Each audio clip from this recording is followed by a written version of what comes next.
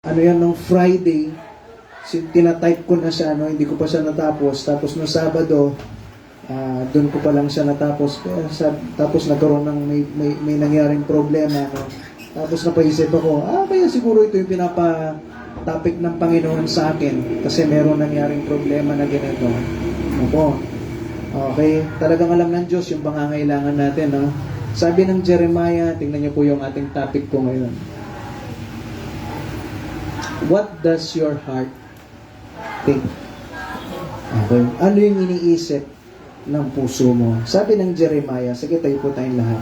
Basahin natin to, chapter 29 and verse 11. Jeremiah chapter 29 and verse 11. Okay. Mamaya just paalala mo mabigyan natin ng Bible si Kayla. Si Kayla po pala, siya yung kapatid ni Brian. Nako, si ate niya po ito, no? Okay, blessing po siya. Na-invite natin siya, no? Okay, at pinagbigyan niya tayo. Blessing po yan. Sabi niya dito sa Jeremiah chapter 29 and verse 11. Nandiyan na po ba? Okay, Jeremiah 29 and verse 11. Basahin natin ang sabay-sabay. Nako, Jeremiah chapter 29 and verse 11. Ready? Go!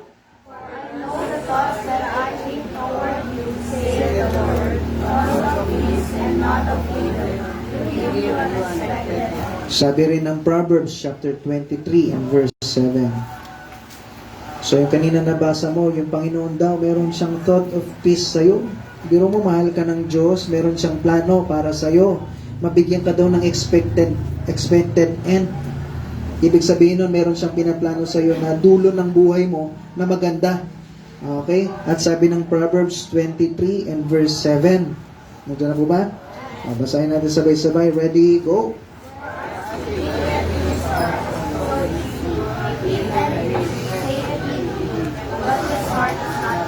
Yan. Kung ano daw yung inisip ng puso mo, ikaw daw yun. Okay, sige, manalangin po tayo. Panginoon, salamat po sa binigay niyo po na pagkakataon na makapagbahagi ng iyong salita. Lord, kailangan po yung kapangyarihan niyo. Salamat, Lord, pinaisip niyo po ito noon. Hindi po ito isang preaching, Lord, na kung saan ay para saktan yung bawat isa, pero kung hindi po para mamulat yung bawat isa, patotohanan na dapat sa loob po ng simbahan ay yung meron po kaming puso na puro, malinis, na walang halong pagkukunwari, kundi po yung talagang totoo kami na naglilingkod sa inyo. Panginoon, kayo na pong kumilos, gumawa. Bigyan niyo pong kapangyarihan niyo. May bahagi ko ito na maayos. At yung bawat isa, Panginoon, yung distractions ng demonyo, yung antok ng demonyo na ibibigay niya po sa amin, ay tulungan niyo po, Lord, na mapagtagumpayan po namin yun. Iposas niyo po sila, Panginoon, para sayang naman yung Panginoon, yung pagpupuyat dito, para makagawa ng preaching, pag-e-effort, Lord, kung hindi naman po mapapakinggan. At pati yung bawat isa na nagbihis pa, nag-ayos pa, nag-effort mang pumunta dito, kung wala rin kami mapapakinggan, sayang po yung ginawa namin sa buong maghapon na ito. Pero kung papakinggan namin to at isa sa puso namin, isasagawa namin sa aming pong buhay, ay malaki pong pagpapala yan sa aming pong buhay. Kaya Panginoon, kayo po mag-bless po sa lahat po na mangyari, lahat po dinadalain ko sa bigyan ng pangalan, sa pangalan ni Jesus. Amen. Okay, so pwede na tayong makupo. Salamat po sa inyo. So, ngayon po, pag-uusapan natin, what does your heart think? Ano ba yung iniisip ng puso mo? Ngayon, kung titignan pa, wala namang utak yung puso ko. So, para siyang, anong tawag ba doon sa English? Yung, meron siyang ine-explain po dyan. No? Okay, so tingnan po natin. Sabi niya po dito, next slide tayo. Understanding heart in context. So, pag-aralan natin. Sa Hebrew word na nakatranslate po na yan, no? Yung heart po dyan, okay, is kung makikita nyo dyan, no? Limb, sabi niya, which often means the mind, inner self, or rather than just emotion. Kumbaga yung pinaka ikaw mismo, kaya nga sabi niya, heart, yung sentro, ikaw mismo. At sabi niya, the verse teaches that what a person truly think, okay, and believes deep inside is who they are. regardless of what they say or do outwardly. Na kung saan itong verse na ito na nagsasabi, yung heart po na dyan, na sinabi po dyan sa verse 7, for as he thinketh in his heart, so is he. Na kung saan, ikaw daw mismo yan kung paano ka mag-isip. Okay? Ano ba yung iniisip ng puso mo? Ikaw mismo. Yung loob-loob dyan na ikaw lang yung may alam at yung Diyos. Wala nang iba. Kung paano ka mag-isip dyan sa puso na yan, ikaw yan. Ano po? Yan yung sinasabi ng Bible. Ngayon, ano yung iniisip? Ito yung tanong ko po sa inyo na. Ano ba yung iniisip ng puso mo? Kasi hindi ko makikita yan. Ang Diyos lang yung makakakita niyan. Ano po? At sa loob ng 24 years, sa loob ng simbahan, no? Okay, year 2000, nasa Mountain View na kami. Ngayon, 25 years na ako niyan bilang isang Kristiyano na nasa loob ng simbahan. No? Paso, tanda mo na yata. 32 pa lang po ako. No? So, bata pa lang, lumaki ako sa simbahan. No? Sa loob ng simbahan, marami na akong mga Kristiyano na nakita, nakasabayan ko pa. Bawat missions conference, tumatayo kami doon. Sino yung nagsuko ng buhay, tatayo ko doon. Sabi ko, tinawag po ako ng Panginoon, hindi ko alam kung saan. No? Bata pa ako noon. At may mga kasabayan ako na nagsabi ako, tinawag rin ng Panginoon. At kung babanggitin ko yung pangalan niya ngayon, okay, kilala niyo siya. Nakasabayan ko. Nagsuko po yan. No? Kung magsasalita ko ng pangalan, totoo, Pastor, siya ba? Masasabi kong ganon, yung iba sa inyo, kilala nyo po siya. Pero, isa yan po sa mga nagsasabi na nagsukor ng buhay, tinawag ako ng Panginoon, no? Na kung saan tinuruan po kami magmula bata hanggang sa pagtanda namin kung ano yung dapat sabihin, ano yung dapat isuot, ano yung dapat ipagkilos. Kaya nga pag natanong po kami, lahat ng dapat sabihin, dapat ikilos, okay, na dapat isalita, na po, yan yung isasagot namin. Pero ang tanong na po, ano ba yung nasa puso mo? Yun yung malaking tanong. Ano ba yung nasa puso mo? Yung inner self mo, deep down inside. Sino ka? Kasi kung paano ka mag-isip dyan sa puso mo, yan ikaw. Yan ikaw. No po? Na kung saan every time na maririnig mo na magpre-preach ako, sinabi ng Bible ganito, sinabi ng Bible ganyan, no po? Baka mamaya, eto ka ngayon, puro ko preach, no? Sa loob ng simbahan, eto ka ngayon, ayan na naman si Pastor, ayan na naman si Ma'am Ren, no? Yung mahirap dito, nayayabangan ka. Preaching after preaching, naririnig po natin yung salita ng Panginoon. Ano ba yung iniisip ng puso mo? Pag hindi ka magiging maingat, na po, number 1, sabi niya po dito, how you think becomes who you are. Kung paano ka mag-isip, magiging ganyan ka. Subukan mong sumama sa isang tao na emo. Alam niya, narinig niya yung emo? O yung emotional? Yung balat sibuyas, konting ganito, ganyan lang. Yung nasasaktan siya kagad. Tama? Emotional. No? Uy, ang ganda ng araw ngayon. Maganda sa araw. Diba? Uy, wow! Ano ngayon? Love month. Maraming mga tao na ngayon masasaya na naman. Araw ng patay ngayon. May mga bulaklak. Tama? Sumama ka sa emotional. Mahawa ka, no? Sabi niya dito, letter A, if someone thinks righteously, yung nag-iisip ng tama, nag-iisip ng matuwid sa harap ng Panginoon, kikilos yan ng matuwid. No? At letter B, if someone harbors deceitful and selfish thoughts, their actions will eventually reflect that even if they pretend otherwise. At kung yung isang tao, lagi na lang ang nasa puso niya ay puro sarili, sarili, sarili, sarili, no po, mahawa ka dyan, na kahit minsan, pwede silang magpanggap na kung saan okay sila. Okay? Kumusta ka? Subukan mo sumama sa isang taong gahaman, magiging gahaman ka din. Kasi bakit? Yan yung sinasamahan mo eh. At mag-iiba yung pag-iisip mo at magiging ganyan ka din. Magiging ganyan ka din. Kagaya yung sinabi ko noon sa inyo, no, kami, may mga lalaki dito, Tatay Danilo, Kuya Pon, Kuya Brian, Kuya Dennis, si Tatay, si Kuya Chris, itong mga tatlong lalaki dito, itong mga 5 lalaki dito. Yan. Subukan natin, no, tayong lahat, sumama tayo sa mga grupo ng mga bakla, yung LGBTQ plus minus equals times. Di ba? Marami yun, di ba? Mahaba yun. Sumama ka dyan, sumama kami. Kita mo kami, di ba? Okay kami? Mamaya niyan, after 1 month, Kuya Paul naman, no? Isa na ako doon. Kuya Brian, ikaw naman. Kasi bakit? Yun yung sinamahan namin.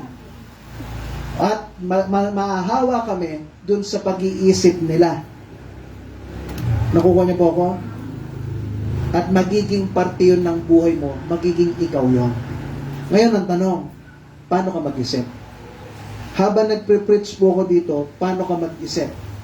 Isa ka ba dun sa mga tao na kung saan, kung nagpre-preach ako, hindi siguro. Hindi siguro. Pastor, sinabi mo yan, pero hindi applicable sa akin yan. Ito ako iba ako Di ba? Na kung saan, paano ka? Na po. Kaya sabi ko sa inyo, maganda na pag-church tayo. Kasi alam mo, may matututunan ng prinsipyo Kung paano ka mag-isip, magiging ikaw yan. Pag-aralan po natin, a righteous heart. Tamang puso, ano mangyayari? Magkakaroon ka ng magandang desisyon sa buhay mo. Si David, ano nangyari po sa kanya? A man after God's own heart. Tinawag siyang isang tao na malapit sa puso ng Diyos. Sabi ng 1 Samuel chapter 24 and verse 10. Tingnan po natin yan. 1 Samuel 24 and verse 10. Sabi niya po dito, Behold, this day thine eyes have seen how the Lord hath delivered thee this today into mine hand. Tama ba? 24 verse 10. Okay, sabi niya dito, into mine hand in the cave, and some bade me to kill thee, but mine eyes spared thee, and I said, I will not put forth mine hand against my Lord, for he is the Lord's anointed. Ano nangyari kay David dito sa panahon na ito? Si David, hinahabol siya ni Saul. Okay? Si Saul, hari siya. At lahat ng trato na maganda, tinrato niya na maganda yung hari. Dahil sa inggit, ano nangyari? Si Saul, hinahanap niya si David para patayin. So, ano nangyari kay David? Nagtatago siya. Binigyan siya ng 2 chance ng Panginoon na kung saan binigyan si Saul at saka yung mga grupo ng mga sundalo niya ng deep sleep. Ibig sabihin, nakatulog sila at sobrang himbing ng tulog nila. Ngayon, ikaw, pinapatay ka. Si David may chance na patayin na si Saul. Anong ginawa niya? Ang ginawa niya, sabi nung kasama niya, sige, punta tayo. Sabi niya doon sa kasama niyang sundalo, puntahan natin si Saul. Pinuntahan nila. Hindi para patayin. Para may kukunin lang na gamit, para pruweba na may chance akong patayin ka, pero hindi kita pinatay. Sabi nung kasama niya, Boss David, patayin ko na to para tapos na yung problema natin. Pinapatay tayo, hinahunting tayo Patayin ko na. At papatayin ko siya minsan lang. Sasaksakin ko lang siya ng minsan. Hindi ko na dodoblehin kasi hari siya Anong sabi ni David? Wag. Kasi pinili siya ng Diyos na maging hari. Wala akong karapatan na pumatay ng pinili ng Diyos na maging hari. Tama po? Ba't ganun yung pag-iisip niya? Ikaw ba naman, kung ikaw pinapatay ka, hindi ba maunahan? Tama? Pero hari ito Ilang beses siyang hinahunting ni Saul. Pero ano nangyari? Hindi niya pinatay. Bakit? Meron siyang puso na matino. Tamang pag-iisip, tamang puso, na kung saan hindi niya papatayin yung pinili ng Diyos. Kung gusto siyang patayin ng Diyos, then go, yung Diyos yung pumatay sa kanya. Pero hindi ako kailangan na sasabihin ko, gagamitin ako ng Diyos para patayin siya. Mali yun. Maling pag-iisip. Kaya si David, hindi niya pinatay si Saul. Number 2, si Solomon. Dahil may tama siyang puso, okay, humingi siya ng wisdom sa Panginoon. Sabi ng 1 Kings, tignan po natin yan. 1 Kings chapter 3 and verse 9. Okay, buksan natin yung Bible na po. Okay, mabilis lang po tayo ngayon. 1 Kings chapter 3 and verse 9. Sabi niya po dito, give therefore thy servant an understanding heart to judge thy people, that I may discern between good and bad, for who is able to judge this thy so great a people. Imagine mo, yung Diyos, sabi niya kay Solomon, maghingi ka ng kahit anong bagay, isa lang ibibigay ko. Kung ikaw ano yun? Pastor, iPhone 16 Pro Max. Yung 1 terabyte na meron siyang kasamang earphone na app, yung earphone na pag sinaksak mo, papasok sa utak mo, ewan ko kung anong earphone, nadadalo lang. Kung ikaw hihilingin, bibigyan ng pagkakanoon na gano'n, ano yung hihilingin mo? Pera. Maraming pera, siyempre, mas mahabang buhay. Maayos na buhay. Kayamanan, kasikatan, yan yung pipiliin natin, di ba? Pero yung si Solomon, ano yung pinili niya? Dahil may tama siyang puso. Panginoon, sabi niya, hari ako. Tinalaga mo kong hari. At gusto ko, bilang isang hari, maayos yung pamumuno ko sa lahat ng tauhan ko. Sa lahat ng nasasakupan ko. So, Panginoon, ganitong bigay mo sa akin, bigyan nyo na lang katalinuhan. Yung katalinuhan lang. No? Hindi man pera, kayamanan, kasikatan. Lord, talino na lang. Para kung meron akong kailangan gawin na desisyon, magiging maayos yung desisyon ko sa pamumuno ko dahil ako yung tinalaga mo dito. Meron siyang tamang puso, kaya ano nangyari? Tama yung desisyon niya. Kaya pinagpala siya ng Panginoon. Number 3, si Ruth. No? Sabi ng Ruth, chapter 1. Sige, buksan po natin yan para gising tayo. Ano po? Okay.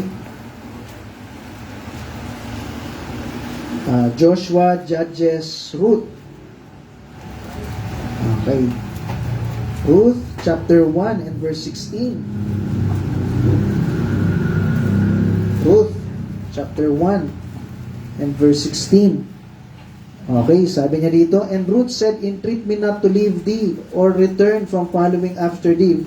For whither thou goest, I will go, and where thou lodgest, I will lodge. Thy people shall be my people, and my God, and thy God, my God. Okay? Okay. Na kung saan si Ruth, ang nangyari, yung asawa niya, kung pag-aaralan niyo yung kwento, namatay. So, yung nanay ng asawa niya, yung biyanan ba yun? Yung biyanan na lang niya yung natitira. Pati yung babae, yung biyanan niya, yung lalaki, namatay din. So, siya na lang, tsaka yung biyanan niya. Uwi na lang ako doon sa bahay namin, sa tirahan namin. Balik ka na doon sa mga kamag-anak mo. Ako, uwi ako sa bansa ko. Hindi, sabi niya, gusto ko sumama po sa inyo at kung anong gagawin nyo, kasama ako dyan at yung Diyos mo, magiging Diyos ko din.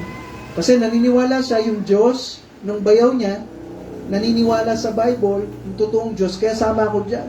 At dahil doon sa desisyon niya, no po, pagiging loyal niya doon sa Diyos, ngayon, ng Bible, pinagpala siya ng Panginoon.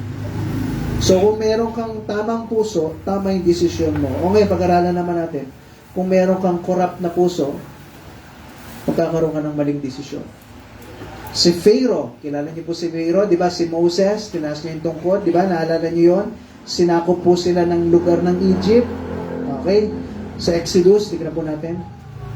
Chapter 8 and verse 15. Marami tayong bubuksan sa Bible para gising po tayong lahat, no? Exodus, chapter 8 and verse 15. Sige nga, gawin natin, basahin po natin sabay-sabay para buhay tayo ngayon. Exodus, chapter 8 and verse 15. Okay? Exodus chapter 8 and verse 15. Okay, Brother CL, pakitulong mo yung ano natin na. Exodus chapter 8 and verse 15. Nandiyan na po ba? Okay, pakibasa po. Ready, go. But when Pharaoh saw that there was a sign, he ordered the sword and burned them as the Lord had said. Yan. Kung kilala nyo si Moses, bago siya naghiwa ng dagat, kung babalikan nyo, merong 10 plagues, 10 sakuna. Naalala nyo po yun? Okay? Yung Israel, nasakop ng Egypt. At ang merong 10 plagues, di ba, yung tubig, yung ilog nila, naging dugo. Naalala nyo po yun? May bato, na umulan, nangamatay yung mga hayop nila, at yung pinakadulo nun, ay magkakaroon ng tagdilim, madilim, kahit tangaling tapat, madilim, wala kang makikita. Yung dilim daw na yon, sobrang tindi, yung dilim nararamdaman mo. Meron bang dilim na nararamdaman? Ibang klase, no? Yung kadiliman nararamdaman mo. Siguro tumatay yung balibo mo. Hindi ko alam. No po? Kadiliman nararamdaman mo. Nung una pa lang, hindi naman sana namatay yung anak ni Pharaoh, pero sa katigasan ng puso niya, pero mo, nakita mo na nga yung Diyos ng Israel, nagpadala yung dagat, ay yung ilog nila, naging dugo. Hindi ka pa ba mamumulat yung mata na kailangan palayain mo yung Israel? May mga palaka, di ba? Kung alam niyo yung kwento, napapanood niyo yan sa TV, no? Oh, may mga langaw, may mga locust, oh, mga tipaklong, na kinain yung mga tanim nila. Sa lahat ng yun, anong ginawa ni Pharaoh? Dahil ang puso niya, ganun siya mag-isip, pinatigas niya, hanggang sa huli, yung pinakadulo ng 10 plague na yun, 10 sakuna na yun, mamamatay yung panganay na anak. Namatay yung panganay na anak niya. Wala nagmatigas. Tama po? Kaya kung nagmatigas ka, maling desisyon, mapapama ka. Number 2, si Judas. Tama po? Kilala niyo si Judas? Sa Matthew, buksan po natin yan. 26 and verse 14 to 16. Matthew chapter 26 verse 14 hanggang 16. Matthew chapter 26 and verse 14 to 16. Sabi niya po dito, Then one of the 12, called Judas Iscariot, went unto the chief priests and said unto them, What will ye give me? And I will deliver him unto you. And they covenant with him for 30 pieces of silver. And from that time, he sought opportunity to betray him. Kilala natin si Judas, di ba, na tumalikod kay Kristo. Bakit? Kasi yung kayamanan, pera. Sige, pumunta siya, nagsumbong siya. Sige, sabihin mo, ano yung pwede nyo may bigay sa akin para tatalikod ako kay Kristo. Yun yung puso niya pere. No po? Kaya na nangyari, tinalikuran niya si Kristo, binitray niya, pinagtaksilan niya, at nangyari kay Kristo, napako sa krus. Bakit? Yan yung puso niya, gahaman. Bakit yung last? Si Ananias at si Sapphira, no? Sa Acts chapter 5. Sa Matthew, Mark, Luke, John, Acts chapter 5 and verse 3 to 5.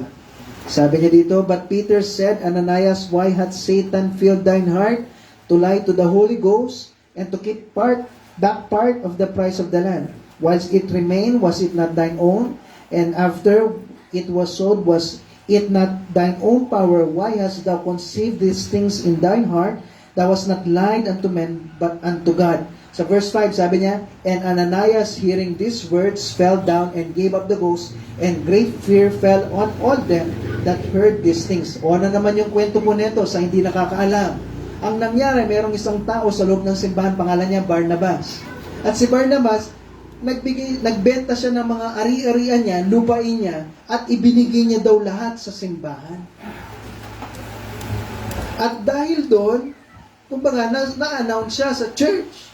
Okay, sabi nila si Peter, tama? Si Peter, sabi, sige, si Barnabas, salamat kay Barnabas, nakatulong sa church, nagbigay ng malaking halaga sa mga tao na nahihirapan sa loob ng church kasi may nangyaring sakuna yata or something na nangyari po doon.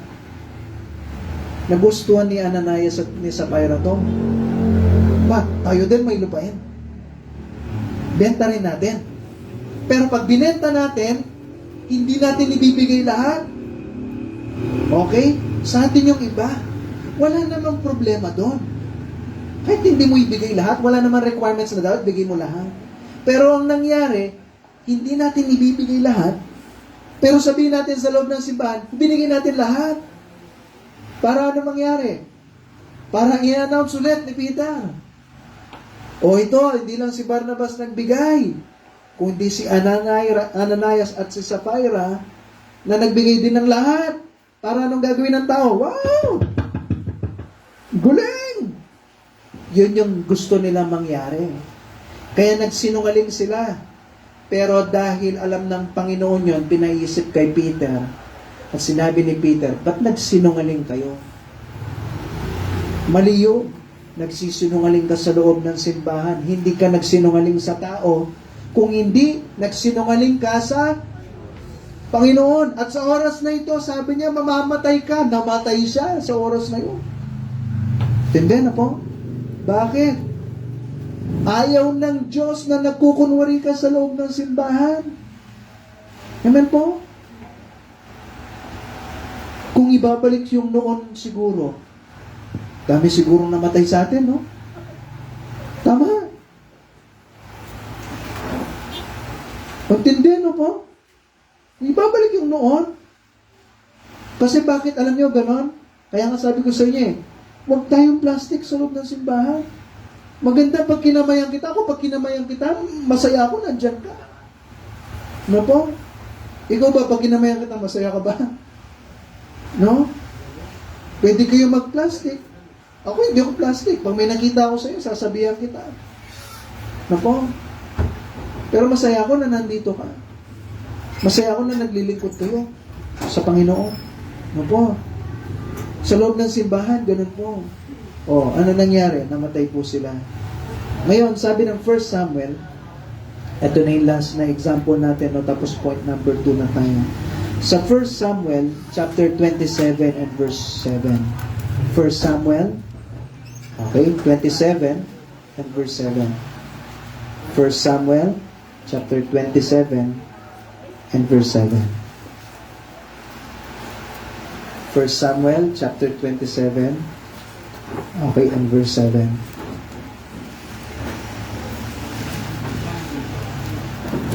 Okay. Nandiyan na po ba? Okay. Ay, verse 1 muna po pala. Ang sabi dito, and David said, ano nakasulat po? In his heart. Ano nangyari po dito? Si Saul, imagine mo, kunwari ikaw si David. Si Saul, pinapatay ka. Hinahabol ka, hinahunting ka niya kasi nainggit siya sa'yo eh. Pero, si David, okay, inanoint siya na siya yung magiging susunod na hari ng Panginoon. Ginamit niya yung propeta sa Samuel, inanoint ka na magiging hari. Kunwari, ikaw yon, ikaw si David. Magiging hari ka. Sinabi ng Diyos, magiging hari ka. Ngayon ang tanong, merong pumapatay sa'yo. Sabi ng Diyos, magiging hari ka at hahaba yung buhay mo at mayroong mga susunod na magiging hari sa generation mo. Sinabi ng Diyos yan. May pumapatay sa'yo. Ngayon ang tanong, meron bang hari na lumuklok sa trono niya, napatay na? Tapos naghahari siya? Wala. Kung si David nagtiwala sa Panginoon, magiging hari siya, kahit anong gawin ni Saul, na which is maraming beses siyang gustong patin pero hindi nagagawa. Kasi bakit? May protection ng Panginoon eh. Kasi bakit? Kung namatay siya, sinungaling yung Diyos. Tama po? May protection ng Diyos sa kanya. Pero anong sinabi ni David sa sarili niya, sa puso niya? Tingnan po natin rin. And David said in his heart, anong sinabi niya sa puso niya po? I shall now perish one day by the hand of Saul. Machechempuhan ako ni Saul. Baka mahanting niya ako at mapatay niya ako. Ang tanong, David, meron bang hari na niluklok sa trono na patay na? May binoto tayo, okay, boto natin si ganito kasi patay na siya. Bilang presidente. Tapos makikita mo dun sa ano niya, vote for, ganito. Ganun siya. Tapos may bulak sa ilong. Meron mo ba? Boboto mo maging hari. O presidente ng Pilipinas? Patay na. Wala. Tama po? Okay? Walang ganon. Kung si David nagtiwala kay God, hindi niya gagawin to. Pero sinabi niya kasi sa puso niya, matsyempuan ako ni Saul. Ano sabi niya? There is nothing better for me than I should speedily escape into the land of the Philistines. And Saul shall despair of me to seek my life and to seek me anymore in the coast of Israel, so I shall escape out of his hand. Ano sinabi niya sa puso niya? Tatakas ako. Mapapatay ako eh. Wala nang mabuti para sa akin. Sinabi niya sa puso niya, wala nang magiging mabuti para sa akin kung hindi tatakas ako sa mga Philistines. Sino yon? Mga kalaban ng bansang Israel. Nagigera lagi yung mga yan. Kakampi ngayon ako sa mga kalaban. Para hindi na ako hahanapin ni Saul kasi para makuha niya ako at mapatay niya ako, makikipaggera dapat siya. Mahirap makipaggera. So, anong gawin ko? Tatakas ako dun sa lugar ng kalaban. Sinabi niya sa puso niya. O, ano nangyari? Alam niyo ba, kung titignan niyo yung Bible, yung plano ni David na sinabi niya sa puso niya, naging maganda. Yung maling desisyon niya, naging maganda. Tingnan po natin sa verse 7. 1 Samuel 27 and verse 7. Sabi niya po dito, and the time that David dwelt in the country of the Philistines was a full year. And, biro mo yun, 1 year and 4 months nandun siya. Okay siya. So, yung plano ni David na sinabi niya sa puso niya, okay. Tama po? Okay. Hindi siya kumampi sa mga anak ng Diyos. Okay? Bumaliktad siya. Pumunta siya sa mga kalaban. No? Naging okay yung buhay niya. Sa una. Tingnan niyo po. Pagkatapos ng 1 year and 4 months, ang nangyari, makikisangga siya sa mga Philistines. So, umalis po sila sa Ziklag, doon sa lugar nila. Pinauwi sila kasi ayaw ng mga Philistines na nandun siya kasi baka mamaya bigla silang kalabanin din ni David. Uwi kayo. So, pinauwi. At sabi ng 1 Samuel chapter 30 and verse 1. Laktaw po tayo. 30 and verse 1. Ano sabi po dyan? 1 Samuel chapter 30 and verse 1. Sige, basahin po natin sabay-sabay. Ready? Go! And it came to pass when David and his men were come to Ziklag on the third day, that the Amalekites invaded the south and Ziklag and smitten Ziklag and burned it with fire. Yan. So, ano nangyari po kay David? At saka yung mga kasama niya? Imagine niyo po, ako kwento ko. Si David sumangga sa Philistines. Si David tumira sa Ziklag 1 year and 4 months. Magkakagera ngayon ang Philistines at ang Israel. Sasama sana siya sa mga Philistines. Pero biyaya ng Panginoon, hindi pinatupad yun ng Diyos. Kasi bakit papatay si David ng kapwa niya? So pinauwi siya.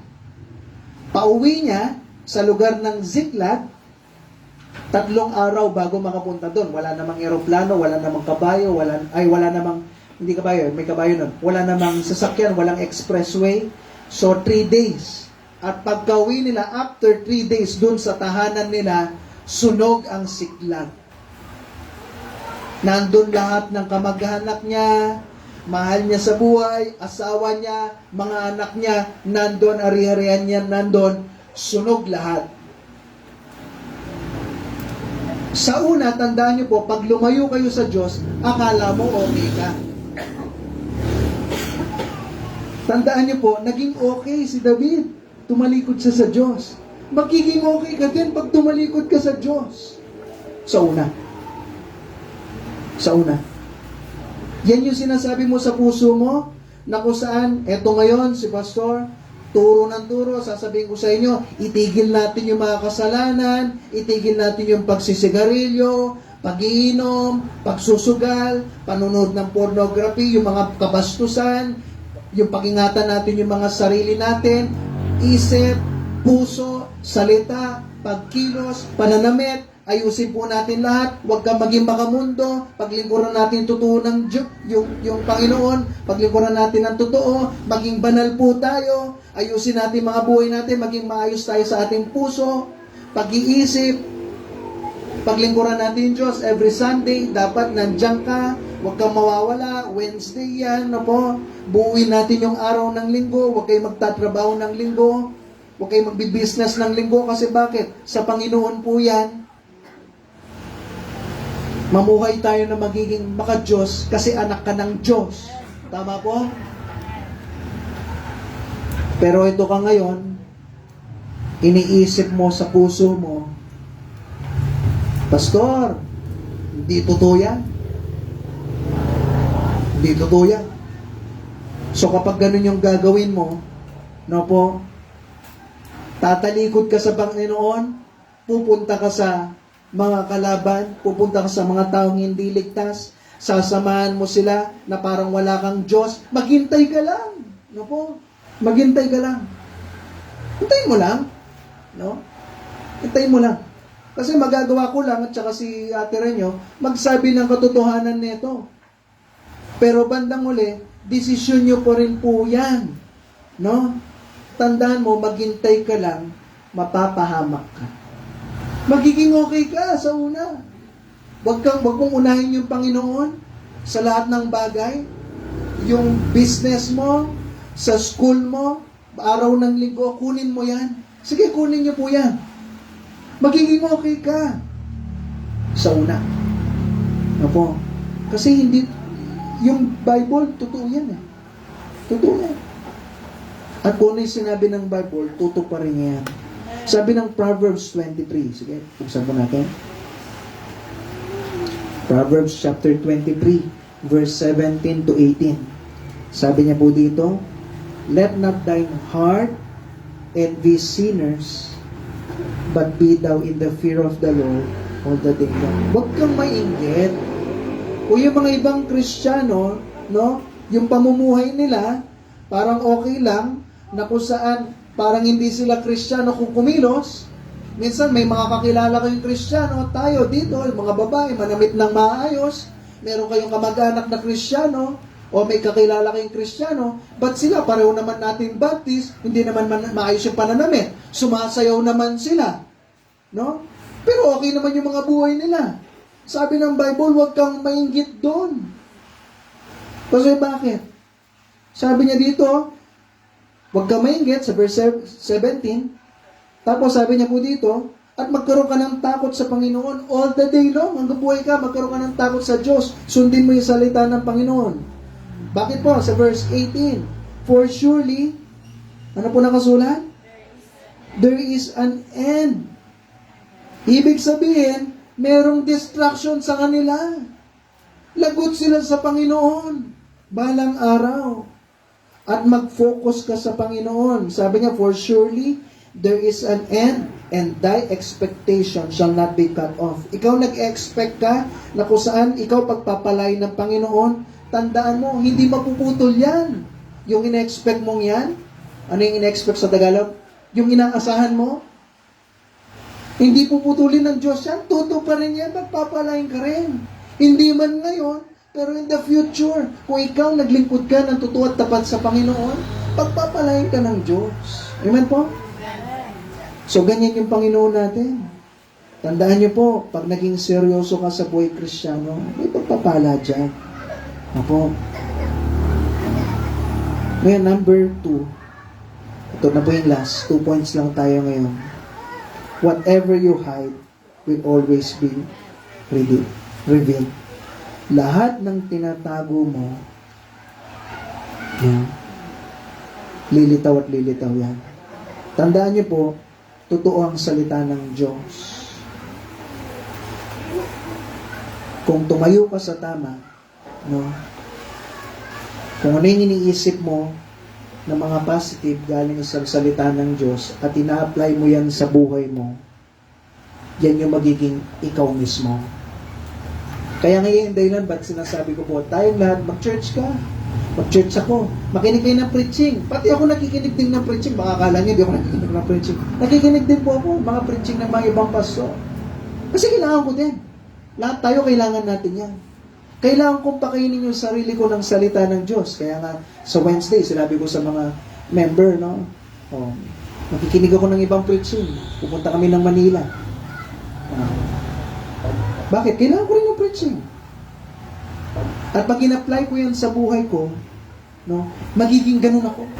At kung ikaw, kung lagi sinasamahan mo, mga mundong bagay, eto ganyan-ganyan ginagawa mo, hindi yung para sa Panginoon, magiging ganyan ka. At may mababaluktot yung isip mo, na kung saan yung mali, magiging tama na sa'yo. Kamukha yung sinabi ko po sa inyo, gusto niya daw maglingkod sa Panginoon, gusto niya magbahagi ng Bible, may asawa siya, may 5 anak siya. Ang ginawa niya, iniwan niya. Magliligaw ng iba na may asawa din at may anak din. At nabola niya yung babae, pati yung anak ng babae. Na kung sa ano sinabi ko, hindi po kayo pwedeng magsama. Kasi sabi po ng Bible, ganito ganyan, adultery po yan. Ano sabi ng anak, bakit niyo po kami inuhusgahan? Kung akong napangusga. Ako yung mapangusga. Sinabi ng Bible yun, adultery yun eh. Pag ikaw nagdadrive ka, para si Tatay Danilo, nagdadrive siya, tumatakbo siya ng 150, sabi doon 100. Tayo, sabi ko, tanda ka lang. Alam ko, racer ka mahilig ka makipag-race, pero 100 lang. Tapos sasabihin ni Tatay, Pastor, kung naman mapangusga ka, mapangusga nun ako. Sinabi ko lang yung dapat at tama para maproteksyonan siya. Tama? At pati ako kasi kasama ko doon sa pagmamaya, makabangga kami. Tama po? Amen. Ganon din kami mga pastor. Sasabihan namin kayo, base dito, hindi naman kami nag-uusga. Sinabi lang ng Bible. Amen po? Ngayon ang tanong, paano ka mag-isip? Ano yung pinapasok mo dyan sa puso mo, sa sarili mo? Kung ano yung pinapasok mo dyan, magiging ganyan ka. Magiging negative ka sa lahat. Pag negative ang pinasok mo. At magiging positive ka sa Panginoon kung yan yung pinasok mo. Sabi ng Luke chapter 8 and verse 17. Basahin ko na lang po dito sa Tagalog. Ito po, nandito na. Sabi niya, sapagkat walang anumang bagay na natatago na hindi mahayag, ni alinmang lihim na hindi makikilala at mapapasaw liwanag. Tandaan niyo po, kung ano yung tinago mo, makikita yan. Kaya huwag ka magtago ng kasalanan. Makikita ka niya. Walang sikreto na hindi nabubunyag. Amen po? Sinabi ng Bible po yan. Hindi ko alam kung ano yung nasa puso nyo. Hindi ko alam kung nakatingin ka ngayon sa akin, kung nakikinig ka ba talaga. No. Hindi ko po alam lahat ng yan. Pwede nakatingin ka. Amen, amen. Pero iniisip mo, yung sinayin ko kaya kanina, naluto na kaya? Yung rice cooker kaya, nabunot ko ba o hindi? Yung stove kaya, napatay, yata napatay, mamaya nga. Alam mo yun, yung marami kang iniisip. No? Yung sa school namin kaya, ano kayong gagawin? No? Amen, amen, amen, Pastor, amen. Tapos yung homework ko, alam mo yun? Hindi ko alam kung nakatingin ka sa akin at nakikinig ka. No po? Pero tandaan nyo, lahat ng tinago natin, lalong-lalo na sa kasalanan, lilitaw po yan. No po? Hindi ko rin alam. Preach ako ng preach dito. Baka mamaya sinasabi mo sa puso mo, Pastor, mali ka. Ikaw lang naniniwala dyan. Hindi ko po alam kung nasa puso mo. No? Minsan, nangyari, nag-preach pa ako dito, no? Sabi ko, mag-focus tayo kay Jesus. Naalala niya yung may bakal? Yung ginaganon-ganon ko pa, tapos si Anthony, ginaganon niya pa, mutihan niya pa akong tinamaan, di ba? Yung naalala niyo po yun? Mag-focus tayo kay Jesus, huwag doon sa sinabi ng tao. O tapos yung week rin na yun, meron akong mababalitaan. Na-open. Bakit? So sinabi ng ibang tao, kaka-preach ko pa nga lang eh. Tama po? Kakasabi ko pa nga lang, mag-focus ka kay Jesus, wag sa ibang tao, tapos eto ka ngayon. Alam mo, parang wala kang natutunan. Tama po? O kumusta po tayo? Kaya tayo nag-a-attend ng church para alam mo yan, yung pag-uugali, pagkikilos, pananalita, yung may ayos natin. Yan yung dahilan ba nag-church ka? Amen po? O ngayon, anong gagawin mo? Nandiyan ka lang, makikinig. Amen, amen. Wow, ganda. Ganda na sinabi mo, Pastor. Ang ganda na lang ba? Sana po, wag. No?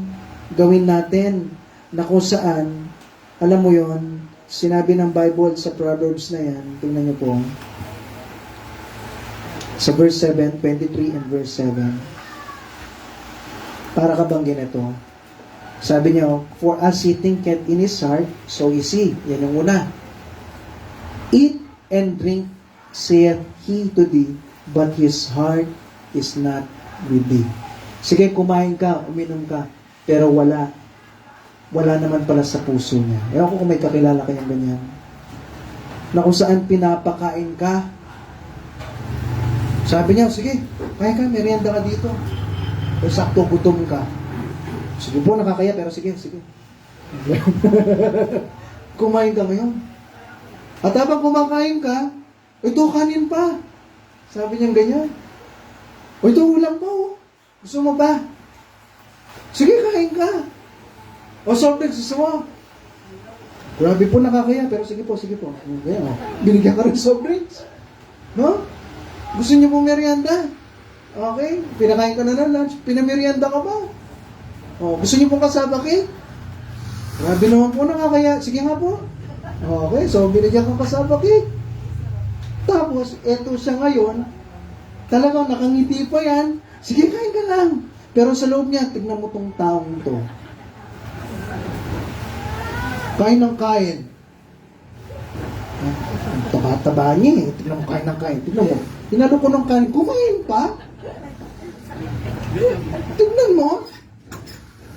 Inalo ko ng kasaba cake. Sa akin yun eh. Sinabi ko lang eh. Umuon naman. Grabe naman itong taong to. Kala mo hindi pinapakain sa bahay?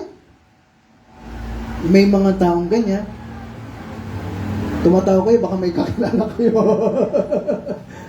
May mga taong ganyan. Ayun yung sinasabi ng Bible. Tingnan niyo po ulit. Tingnan niyo, para maliwanagan tayo. Tingnan niyo po. Verse 7. Eat and drink. Ang sabi niya po? Saith he to thee. Sige, kain ka. Inom ka, but ano nakasulat po? Wala sa puso niya. Sige, kain ka lang. Sige, ito pa, kain ka pa. No? Tapos, anong sasabihin niya? May bahay naman to, hindi kumain doon sa bahay niya. O, ito po, patay gutom ng tao. Alam mo yun? Ano po? Anong nangyari po doon sa ganong sitwasyon na pwede nating matutunan?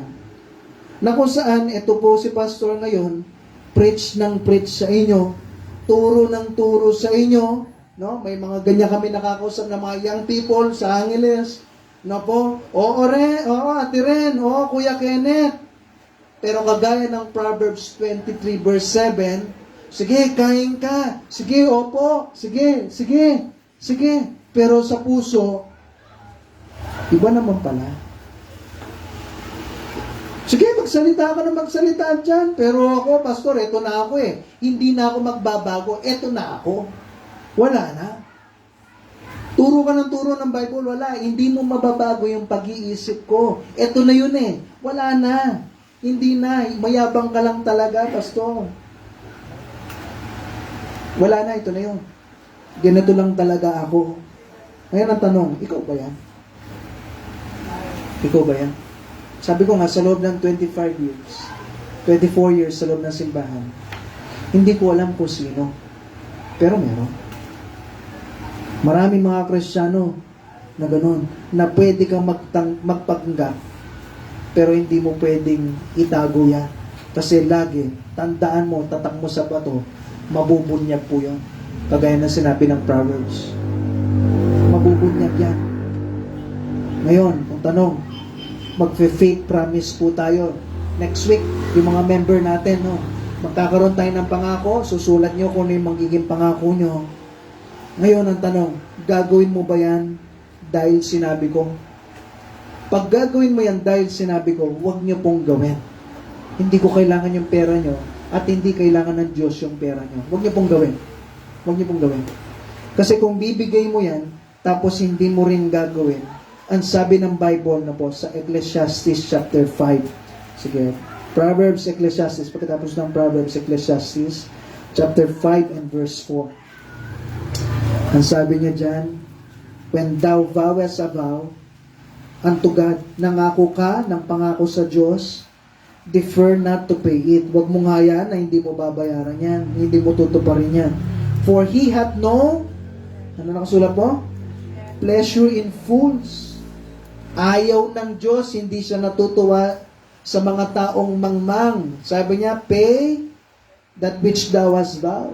Tuparin mo yan. Kung sinulat mo yan, siguraduhin mong tutuparin mo yan kasi ayaw ng Diyos ng taong mapagpanggap. Ayaw niya ng plastic. Noong unang panahon, pinapatay niya yung mga yan. Diretso, patay ka kagad. Ano po? Ngayon ang tanong, dahil sa biyaya ng Diyos, buhay tayong lahat. No? Baka patay pati ako, wala na kayong pastor, mapatay na rin ako. So minsan, alam niyo yun? Minsan, nagkukulang tayong lahat dyan. Na kung saan wala ka sa puso mo, pero nandyan ka na naglilingkod sa Diyos. Ayaw po ng Diyos yan. Baka sinasabi mo, Pastor, nasasaktan ako sa preaching nyo. Bago ko to ginawa, 1:30 ng umaga, gising pa ako. Nasasaktan din ako dito. So minsan, alam mo yun, nasa atin na yung plastic. Plastic. Ano po?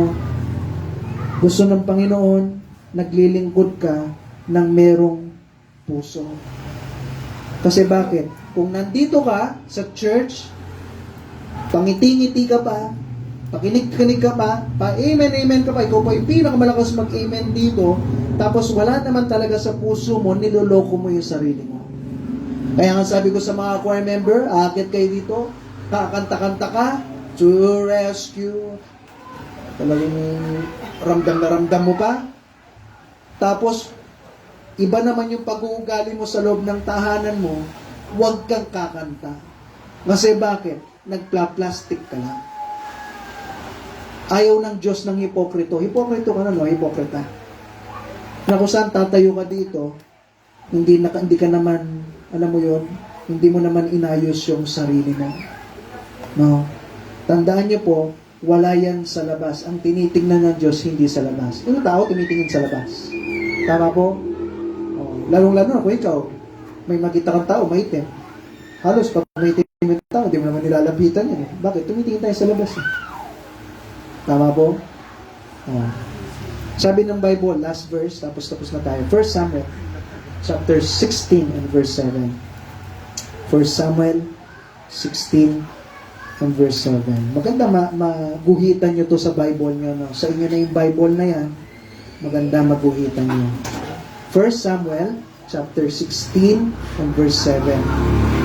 Okay?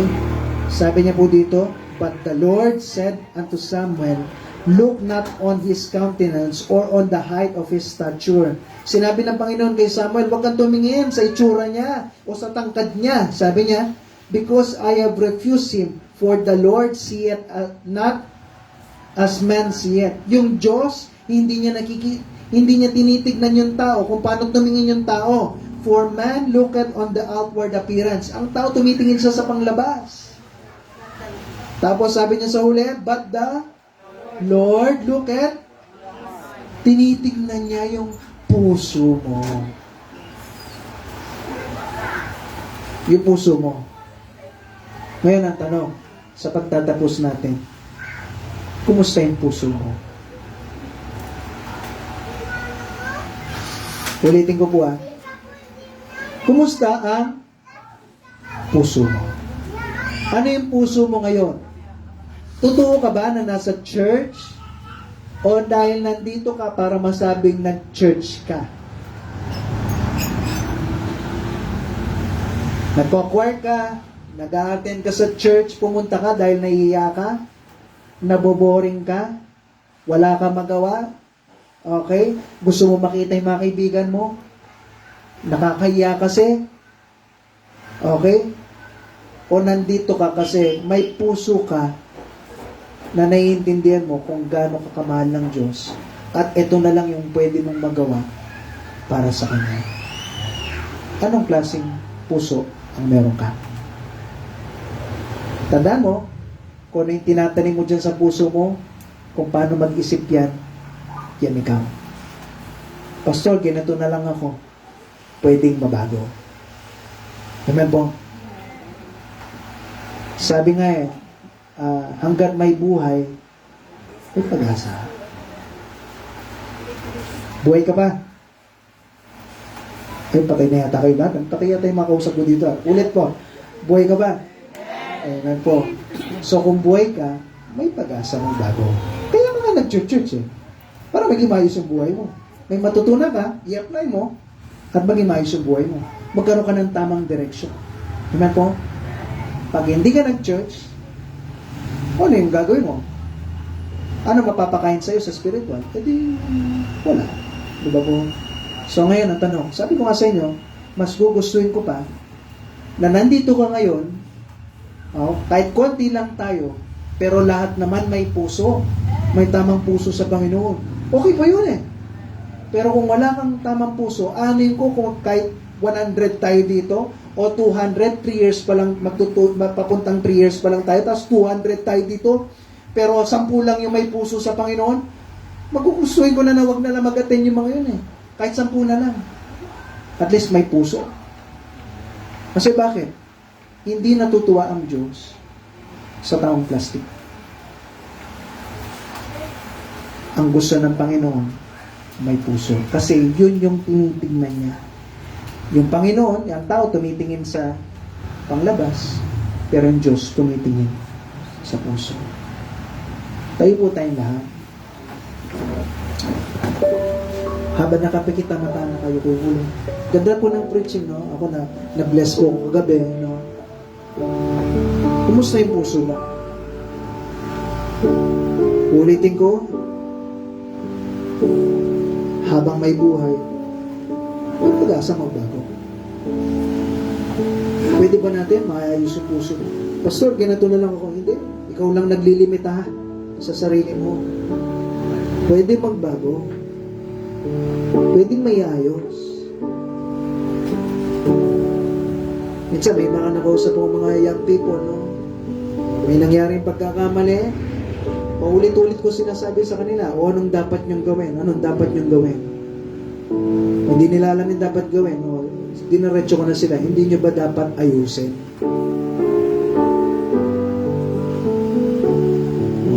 Kung meron dito, no, nasasaktan ka, ganito, ganyan, pwede ayusin mo.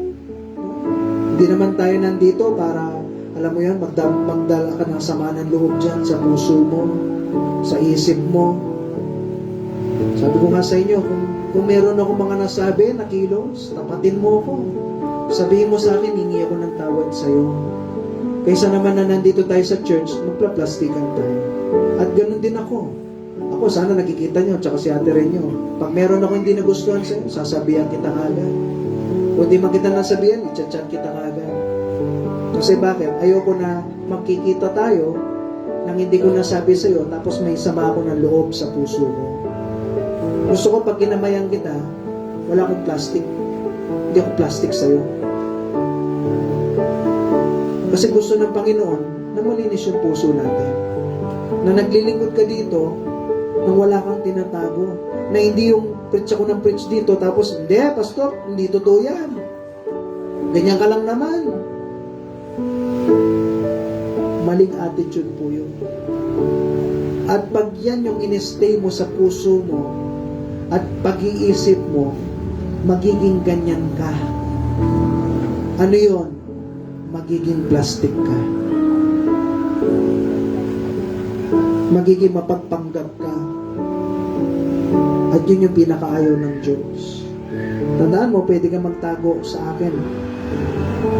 Pero kahit kailan, hindi mo pwedeng itago yan sa Diyos. At walang kahit anong tinatago na hindi mapapakita.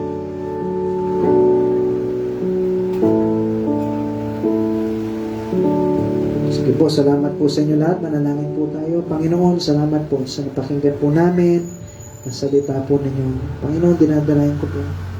Kung meron po dito na hindi pa po sigurado na balang araw langit po sila, ang gusto namin matutunan po nila ay merong Kristo na tagapagligtas na pwedeng magdala sa amin sa langit balang araw.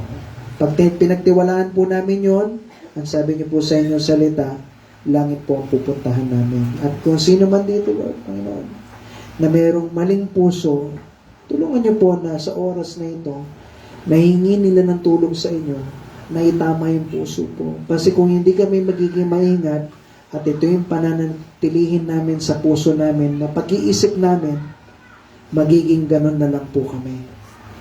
Pero Panginoon, sa tulong po ninyo, pwedeng magbago, pwedeng maiayos. Salamat po Lord sa pagpapaisip ng preaching nito. Ang ganda po ng message. Tulungan niyo po kami na sa loob ng simbahan sa Christ Saves Bible Baptist Mission na yung bawat isa dito, totoo kami sa aming pong puso, sa aming pong isipan, na hindi kami mangangagat sa isa't isa. Pag ganun yung ginawa namin, sabi ng Bible, madidevour namin yung isa't isa, mauubos kami. Dapat sa loob ng simbahan, hindi yung nagbabackstab kami, kung hindi yung nagpapalakasan kami. Kung nag-uusap man, dapat yung pag-uusap, kung ano yung pwede namin matulong, hindi yung pag-uusap na kung saan, paano namin sila siraan. Panginoon, kayo na pong kumilos, gumawa sa aming pong mga buhay, na magkaroon kami ng mga puso na totoo na naglilingkod po sa inyo. Purihin po kayo, Lord, sa lahat ng bagay nito. Lahat yung dinadalahin ko sa dakilang pangalan, sa pangalan ni Jesus. Amen. Okay, so pag-pray lang natin ang ating offering. Okay, hiningin ko si Brother Carlo, nagpag-pray niya ang ating offering.